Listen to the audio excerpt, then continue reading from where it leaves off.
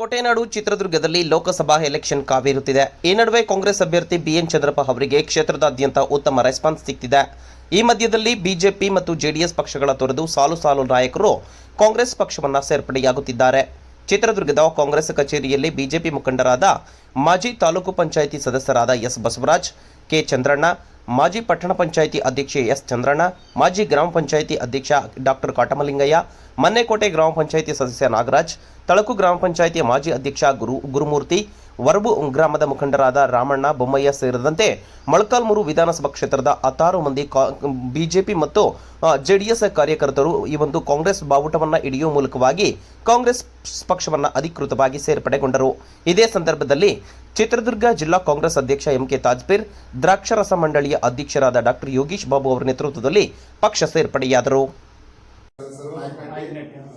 S Chandranna, ಮಾಜಿ ಪಟ್ಟಣ ಪಂಚಾಯಿತಿ ಅಧ್ಯಕ್ಷರು ಮೊಳಕಾಲ್ಮೂರು, ಡಾಕ್ಟರ್ ಕಾಟಲಿಂಗಯ್ಯ, ಮಾಜಿ ಗ್ರಾಮ ಪಂಚಾಯಿತಿ ಅಧ್ಯಕ್ಷರು ಹಾಗೂ ಹಾಲಿ ಸದಸ್ಯರು ಹೊರವು, ಶಿವರುದ್ರಮ್ಮ ರಾಮಣ್ಣ, ಗ್ರಾಮ ಪಂಚಾಯಿತಿ ಸದಸ್ಯರು ಹೊರವು, ಬೊಮ್ಮಯ್ಯ ಯುವ ಮುಖಂಡರು ಹೊರವು, ಕೆ ನಾಗರಾಜ್ ಯುವ ಮುಖಂಡರು,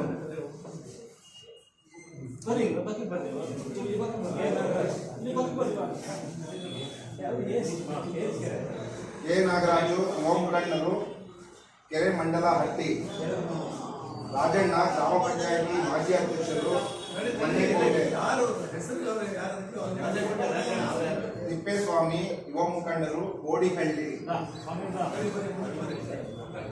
ಎನ್ಎಸ್ ನಾಗರಾಜು ಯುವ ಮುಖಂಡರು, ಕೋಡಿಹಳ್ಳಿ, ಕೆ ತಿಪ್ಪೇಸ್ವಾಮಿ ಯುವ ಮುಖಂಡರು.